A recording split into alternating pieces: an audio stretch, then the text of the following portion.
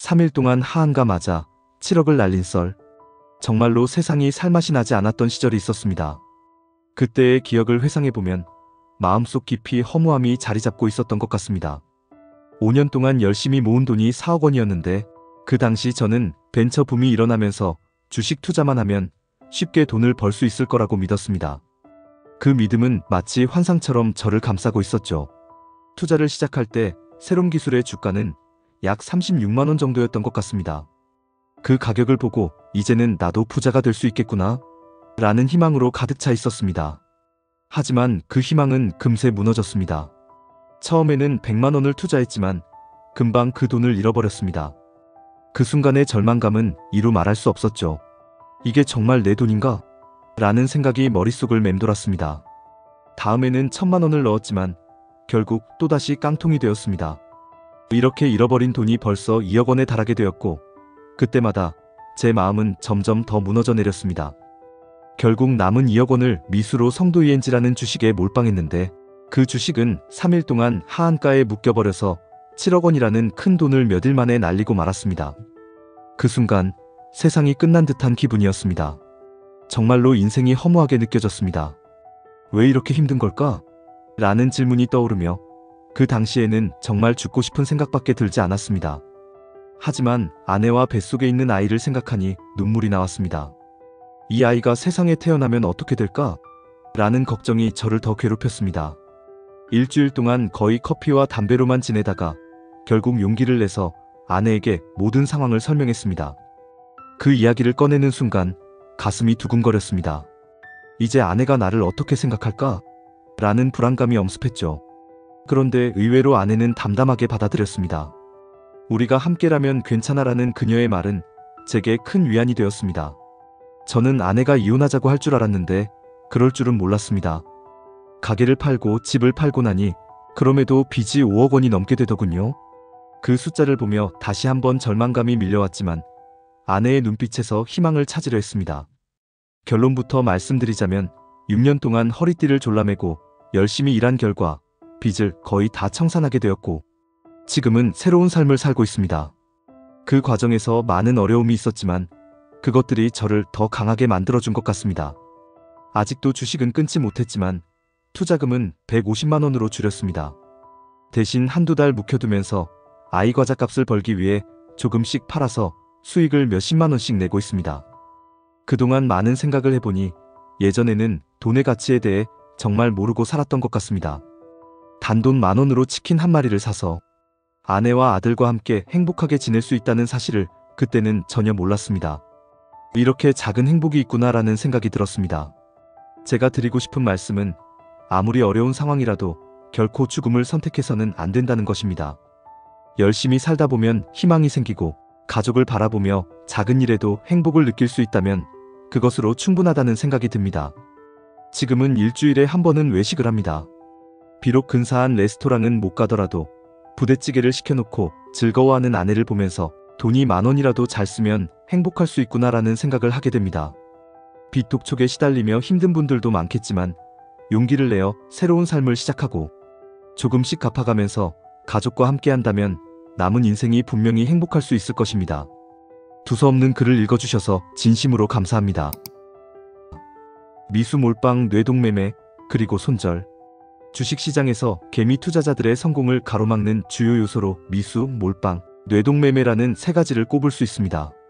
이는 마치 사회생활에서 술, 도박, 마약이 건강한 삶을 위협하는 것과 유사한 맥락이라고 할 수 있습니다.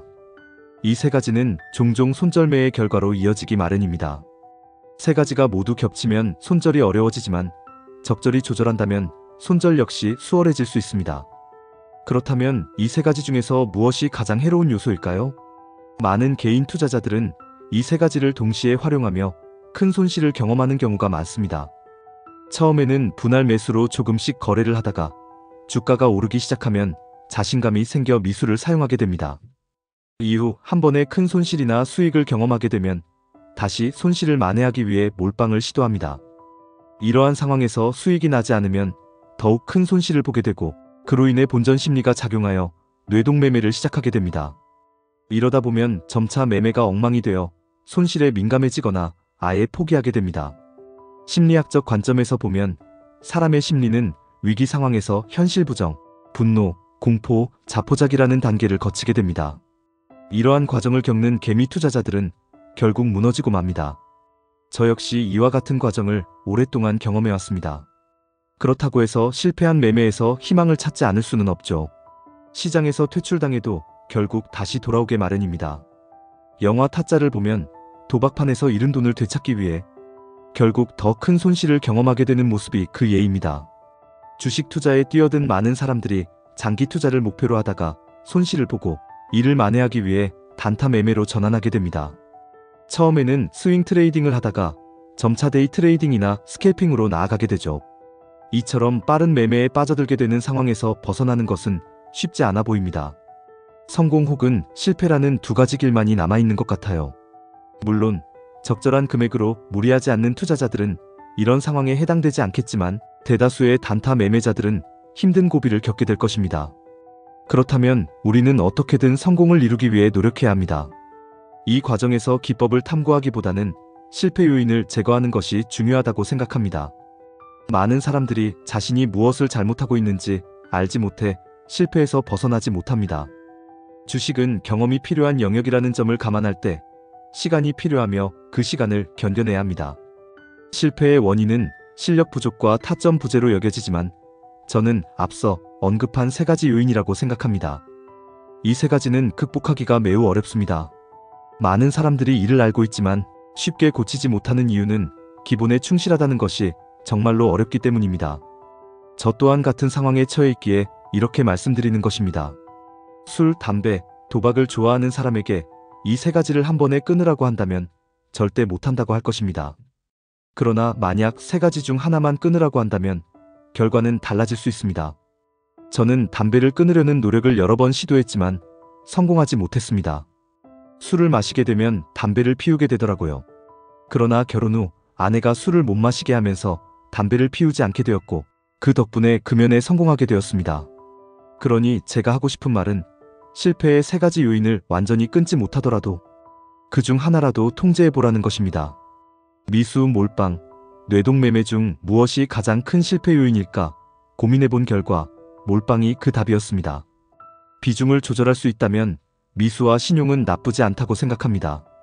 자금이 부족한 개인 투자자 입장에서는 양날의 검이지만 그만큼 이점도 존재합니다.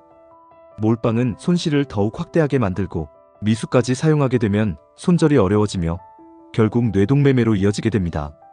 결론적으로 몰빵은 가장 나쁜 선택이라는 것입니다. 몰빵을 하는 순간 마치 홀짝 게임과 같아지며 손실이 커지면서 매매가 엉망이 됩니다. 따라서 몰빵을 하지 않는 것이 중요합니다. 나누어 사는 생각을 하며 매매를 하다 보면 손실이 줄어드는 것을 경험하게 될 것입니다. 악순환의 고리를 끊고 선순환으로 나아가는 것이죠.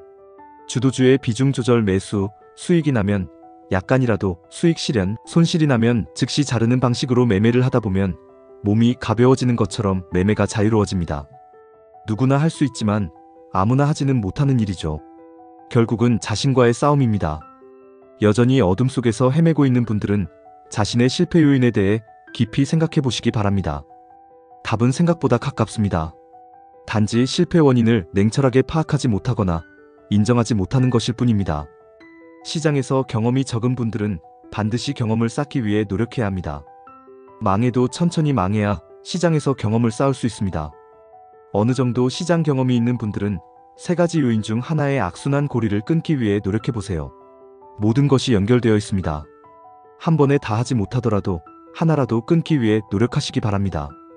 차트만 보는 것이 아니라 자신의 심리를 다스릴 수 있는 악순환의 고리를 끊기 위해 힘쓰세요. 즐거운 하루 되시길 바랍니다.